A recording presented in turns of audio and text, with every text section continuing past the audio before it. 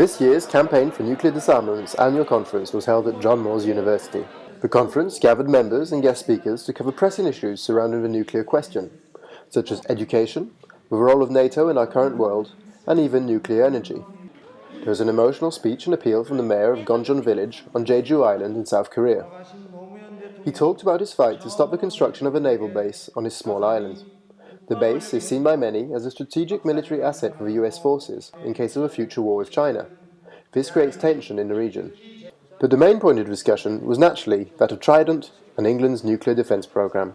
We're working to prevent a yes vote when Parliament discusses Trident replacement in Parliament in 2016. 2 years ago, when this new government came into power, it made an assessment, it made a new national security strategy, and they actually downgraded state-on-state nuclear threats to a level 2 threat. So with the sort of diminishing significance of nuclear weapons, even in our own government's assessment, and big drives internationally to get rid of nuclear weapons, it seems mad to buy a new lot.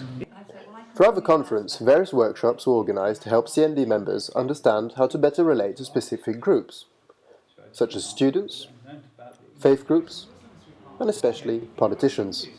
It was a great opportunity for members to discuss ways of gaining more support and work out how to get the nuclear debate back on the table.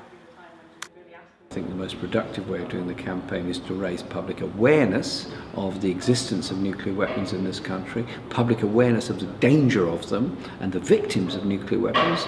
Hundreds of thousands of people in Japan in 1945 still dying of cancers as a result of it, plus those that have been victims of nuclear explosions such as Pacific Islands, Western states, the USA, former Central Soviet Union. Public pressure, public profile, public campaigning raises the issue within the media, within general political debate. Specific targeting campaigning and lobbying individual members of Parliament also has a very strong effect on them, such as letters, emails, petitions, face-to-face meetings, discussions with MPs, begins to make them aware of the reality that public opinion is actually not in support of nuclear weapons, not in support of replacement of Trident, and helps our cause. Unfortunately for us all, despite the CND's best efforts and its rich history in activism, there's still a long way to go before the world is free of a nuclear threat.